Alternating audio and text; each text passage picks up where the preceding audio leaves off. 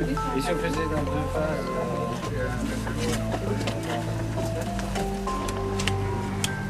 Donc je suis ici en compagnie de poètes francophones, dont certains sont des amis que je connaissais déjà, d'autres des amis que je connais depuis très peu de temps, qui sont devenus de très bons amis également, parce qu'on s'est retrouvés autour de l'idée d'écrire en français alors qu'on a peut-être d'autres origines et chacun va vous raconter un peu son histoire. Et je m'appelle Dana Shishmanian. Moi je suis d'origine roumaine, je vis en France depuis près de 30 ans. Et il y a 20 ans, bon j'écrivais, dans ma jeunesse j'écrivais en roumain, pas énormément mais j'écrivais.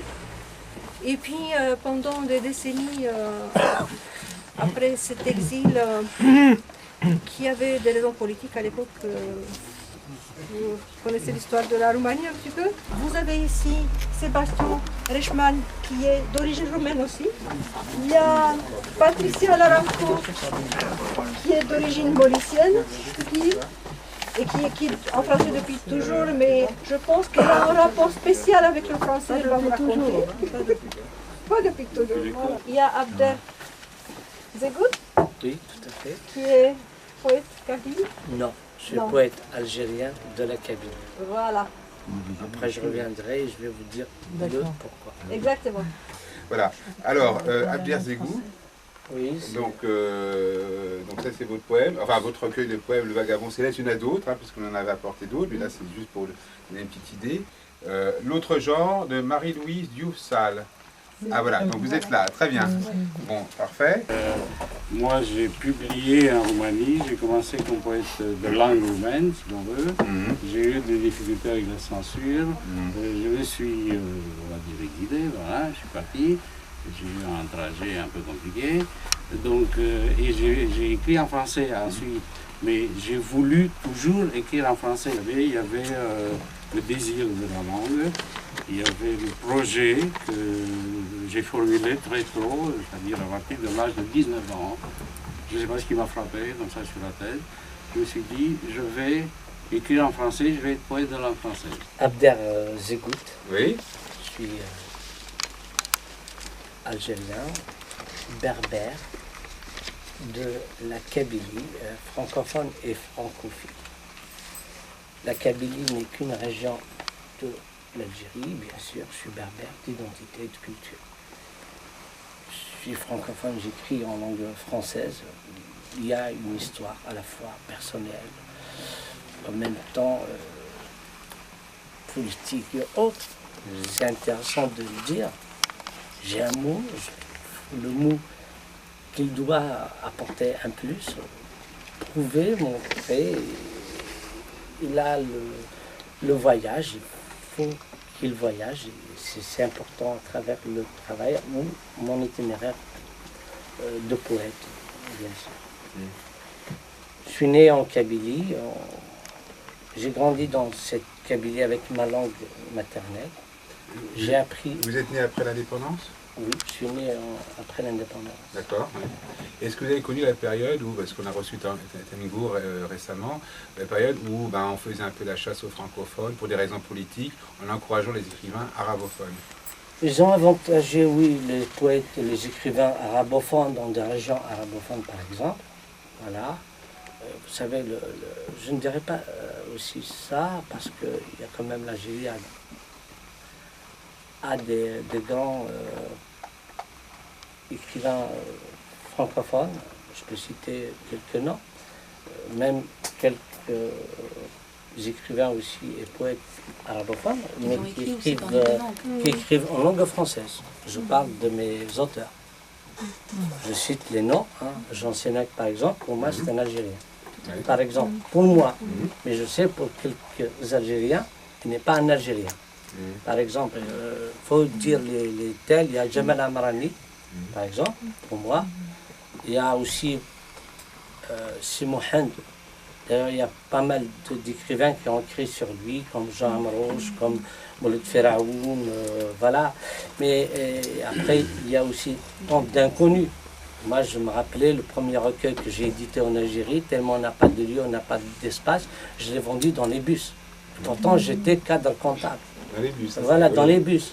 Les français, dans je les crois qu'on aurait plages. du mal, on vous virait tout de suite. Non, mais c'est important. Il y a une majorité silencieuse. Essayez, tu vois. Non, Sébastien va essayer de Non, il y a une majorité silencieuse intéressante. Oui, non, mais c'est vrai. J'ai publié aussi dans un journal algérien francophone. À l'époque, ça m'arrivait de mettre quelques mots vers en kabyle. C'est comme si je préparais la répression existait pour des raisons multiples. Il est des droits de l'homme, il est culturel, il est identitaire, il est pour l'écriture, il est social, il est autre, comme tous les pays sous-développés, en quelque sorte. Malgré on a connu des tragédies, des réalités politiques, jusqu'à présent ça continue. Mais avant de dire tout ça, parce que quand même, ce qui m'intéresse d'abord, avant tout, et pour tous, c'est moi. Pourquoi c'est moi? Et le travail que je fais. Je ne suis pas là à faire, par exemple, un débat politique sur la question algérienne. Ça reste, il y a un grand travail, un grand chantier. Mais je n'aimerais pas personnellement voir un pays se déchirer. Voilà, c'est un peu ça. Et d'ailleurs, avant j'ai quitté Alger, je suis parti. J'arrivais en France en 99 et les temps étaient difficiles et j'ai commencé à écrire le premier recueil. En français? En français, Le Regard. Non, en Algérie, j'ai édité un roman et un recueil de poèmes. C'était Vivre pour l'amour pour le recueil et La flamme d'une séduction pour le roman. Toujours en français? En français, et je parlais le kabyle. Bien sûr. Et je peux vous dire tout à l'heure 2 ou 3 poèmes en berbère, tellement fort, sensé et logique, c'est formidable. Après, en arrivant en France, la situation était difficile. Je n'avais pas de papier à l'époque, où j'avais dit sans papier au sans papier. S-A-L-S au sans papier. Et j'ai produit ce livre, je l'ai envoyé à l'époque en France, au ministère de l'Intérieur pour le dépôt légal, avec... Après, le ministère de l'Intérieur m'a répondu en me disant non, on ne va pas le prendre comme référence, rien qu'à ce mot, parce que j'ai répondu en disant j'ai respecté les normes, tout ça. Et ils m'ont dit écoutez, dans ces cas-là, parce qu'on vous a dit ça, parce que c'était branché, ce n'était pas collé. On revient sur le technique, on dirait empêcher le mot croisé à notre mot, et je suis toujours aidé par des francophones, par des Français, par des Français. J'ai gagné en joie, en bonheur, en bien-être avec ce monde-là. Et ce courage-là m'a amené chaque année à produire un recueil jusqu'à ce que j'arrive à éditer aux éditions L'Armatan. Et puis, voilà. Mais donc vos poèmes ne sont pas traduits en kabyle? Non, mais je pense... Ils sont en français, écrits directement en français? En français. Donc, voilà, parce que j'étais cadre comptable. Et on vous a jamais encouragé à écrire en arabe, proprement dit? Ah, je ne le ferai jamais. D'accord. Et pourtant, je parle arabe. Je parle l'arabe, j'écris l'arabe, mais je peux laisser quelqu'un traduire mes textes en arabe. Je peux l'autoriser, mais le faire moi, non. Je peux le faire pour vous. Je vais être honnête avec vous. Je peux le faire pour un arabophone. Pour un arabe. De toutes les nationalités, mais pour un pouvoir, jamais. C'est-à-dire que pendant une certaine période, effectivement, on ne censurait pas, mais en tout cas, on décourageait les poètes francophones algériens en encourageant avec force voyage, force argent, les poètes arabophones. C'est ce qu'on a dit un jour, ça durait 10 ans, mais enfin 10 ans c'est quand même long. Donc c'est peut-être à ça que vous faites allusion, par une période où le pouvoir, effectivement, faisait une pression sur les intellectuels, y compris à travers la langue, pour des raisons finalement un peu stupides, mais qui pouvaient être très efficaces à partir du moment qu'on joint l'argent à la parole, quoi. Oui, pour moi, encore une fois, pour moi, un pouvoir, c'est servir et non s'en servir. Voilà, toute la question est là. C'est ça ma culture de bien-être. Oui. Et de manière générale, d'ailleurs, dans les pays arabophones, la poésie, c'est faire la politique aussi. Hein. C'est pas une parole neutre, c'est bien plus efficace que de faire un essai, un pamphlet ou quelque chose de ce genre. Oui, une politique. Parce que c'est compris par tout le monde, tout simplement. Oui, une politique, c'est l'art de gérer, en fait. Hein. C'est être pour tous, partout, pour tout le monde. J'ai grandi dans un mouvement où je me donnais pleinement pour des libertés. Mais en toute honnêteté, je n'ai rien à recevoir de référence ou de leçons de quiconque sur la question. Il faut se mettre d'accord sur ce point. J'ai vu des développés dans un pays sous-développé. Ça ne veut pas dire... moi, j'ai vu des atteintes ici ou ailleurs. Le problème, ce n'est pas ça. C'est comment construire ensemble un monde meilleur. Voilà. Je reviens, je m'explique. Bon, on arrête là parce que sinon effectivement on n'aura pas le temps d'y aller poèmes. Restez sur la question de la langue et de la poésie. Oui, voilà. J'ai un poème là qui répond tout à fait à la question. Si vous entendez ce poème, c'est réglé. Hein. D'accord. Donc on va l'écouter. Tout à l'heure. Alors, madame. Alors, je m'appelle Patricia Laranco et mon cas, je pense, c'est plus compliqué encore que les cas qu'on a entendus. Ah, Voilà, je vais vous résumer un peu la chose. Je suis née d'un père français mais d'origine espagnole et d'une mère mauricienne. Et je suis née en Afrique noire où j'ai passé ma tendre enfance, ma prime enfance. Voilà. Et chez moi, quand j'étais enfant, la langue que j'écoutais, comme j'étais très proche de ma mère et de la famille de ma mère, les langues, déjà c'est compliqué, que j'écoutais, j'entendais, c'était le créole mauricien, un peu de réunionnais, puisque ma mère avait des amis réunionnais, plus le malgache, parce que ma mère, mon père et ma mère s'étaient rencontrés à Madagascar, et ma mère était une Mauricienne de Madagascar. D'ailleurs, j'ai prévu vous lire un poème et 2 poèmes en berbère. d'accord. Voilà. Un cri me sort des souvenirs de mes armoires à mémoire, ressuscite la chanson, le rire et le cœur à me dire, de la pièce retrouvée, épousant sa jumelle, la parure paraît édentée, au milieu des autres, dans sa demeure, un souvenir en moi, c'est chanter ses yeux dans chaque coin de la rue. Oh, la rose. Attendre, encore attendre, le soleil doux tendre et fleuri. Attendre, encore attendre, l'amour narquois s'éprendre du ciel, pourquoi? Attendre, encore attendre, le noble sentiment qui meurt ne rien comprendre et finir là. Attendre, encore attendre, quel fol espoir que l'on croit apprendre quand vient le soir. On n'attend jamais dans la peur, quand la personne aimée vit. Le vrai bonheur vient, chante et rit. أفروخ مشقو باعث مزرق اللاعي بين بريد الفوسير سقشيش ملقد يضباع من الحني والناع أمزور يغلي دي مساوير ويني تولان هذي خروع إذا شا غادي خلع هذي قيم بغير منسي وفيق تقشيش ذو كرموس أمضرش ذك فوس مثلو عاق تبدا تضشع مثلو ثاق ذي الناقوس ثساس تذقوس أمسكران ذي تفرنا. À toi, à celle qui a rempli mon cœur. Bonheur, joie de vivre et noblesse. Déesse de l'amour et toi, moi ton ange gardien. Écoutez tes mots angéliques et ton honneur, reine de ton époque, à l'éclat de ta jeunesse. Là, je vais vous lire un petit poème aussi.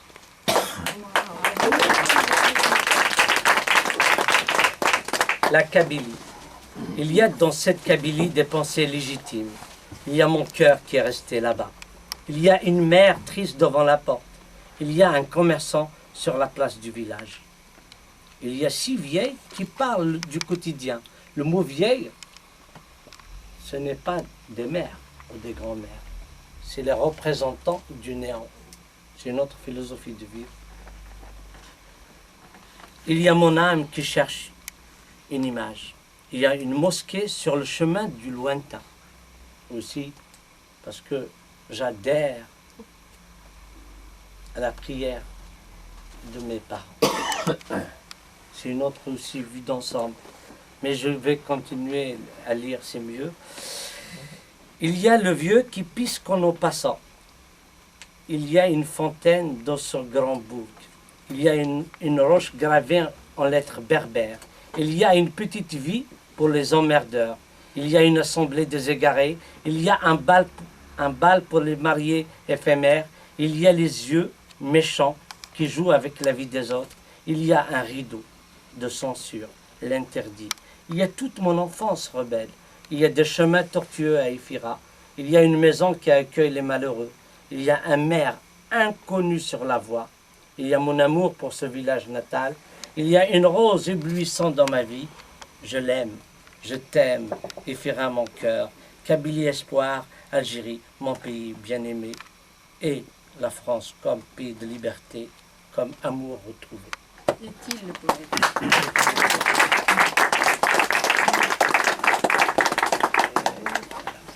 Bien, bah écoutez, on va inverser maintenant les places.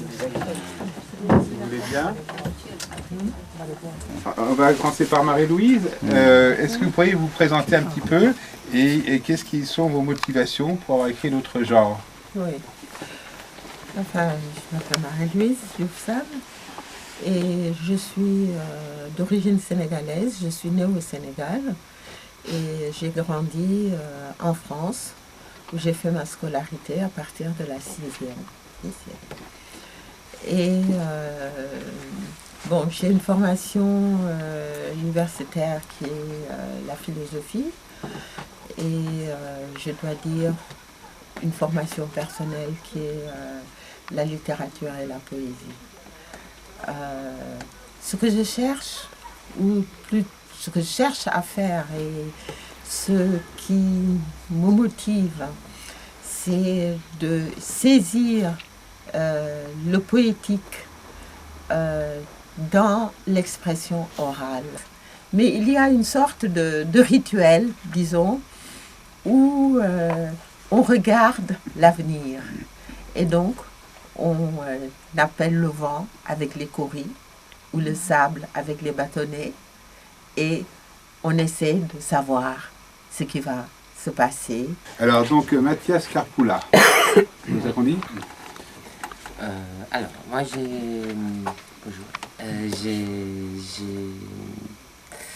suis donc italien. Je suis un étranger politiquement correct. Les Italiens sont sympas. On a pas tous, hein? Pas tous. On a les symboles de Berlusconi aussi. Pour l'instant, le français, je le parle bien, mais j'ai fait encore des fautes. Et l'italien, en même temps, je l'ai aussi perdu. Donc, je suis à la limite, parce que quand j'écris en italien, je dois me faire corriger. Quand j'écris en français, la même chose. Et un bon moment. Et... ça, c'est le meilleur, c'est le plus fécond. Oui, voilà. Amsterdam, 3 janvier 2007. Elle s'approche de la trace. Regarde son miroir dans la trace. S'éloigne, reviennent les miroirs. Écho ensommeillé de caresses. Ce sont les routes douceur. Ce sont les gares des caresses. Et elle part en chasse de la trace. Dans le miroir opaque, s'enterre à Nice en attendant le mari endormi, en demandant aux amis son identité. Chaque autre trace, elle, à elle, se rappelle. Elle ait peur. Si elle peut trouver son mari d'ailleurs, si elle peut trouver son mari ailleurs de l'éveil, ailleurs du mari, et alors s'endormir dans la trace. Qu'est-ce que tu voulais dire, Paul? Non, c'est ça, mais ce qui est intéressant pour le texte du gars qui vient du Nivernais, c'est que c'est le même problème que pour vous. Ben oui.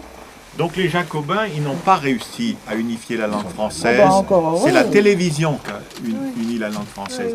Mais un gamin qui arrivait du Nivernais à Paris, tout le monde se moquait de lui en 40, 41. Et à un moment, il tire les cheveux d'une fille, et l'institutrice l'engueule, il dit « Elle m'a girliché !» Et personne ne comprend. À la fin, il trouve le mot « chatouiller ». Alors l'institutrice dit « Ah ben voilà !» Alors, il apprend le parisien, et quand il rentre 6 mois plus tard dans son Nivernais natal, il est tout fier de parler à ses copains pour raconter ses exploits. Il y a une espèce de...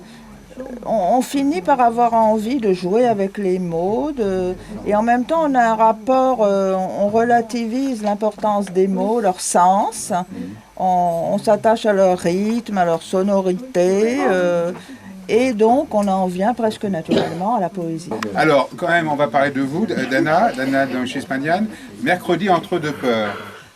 Alors, pouvez-vous nous dire déjà votre rapport à la langue, puisque c'est un peu le sujet de la soirée, et pourquoi ce titre un peu particulier de ce recueil de poèmes? Je vais commencer par là, alors je vais vous lire ce poème. Oui, si vous voulez, très bien. L'attirance de l'angoisse vient sans doute de ce qu'il est plus rassurant de se rétrécir que de s'exposer au large. La peur protège de la vraie peur. La peur, c'est quand on se fait petit sous les autres. La vraie peur, c'est de fondre dans la félicité. Se perdre, ne plus pouvoir distinguer. Les poèmes écrits et lus par les poètes, elles, c'était 90% de tout. Voilà, tout simplement allusion, voilà. Je n'ai pas compris. Ça veut dire, 90% de J'ai pas compris. ça veut dire de l'événement, de l'instant, par rapport au marché de la poésie. Ah oui. Ah oui. Vous comprenez pourquoi, voilà.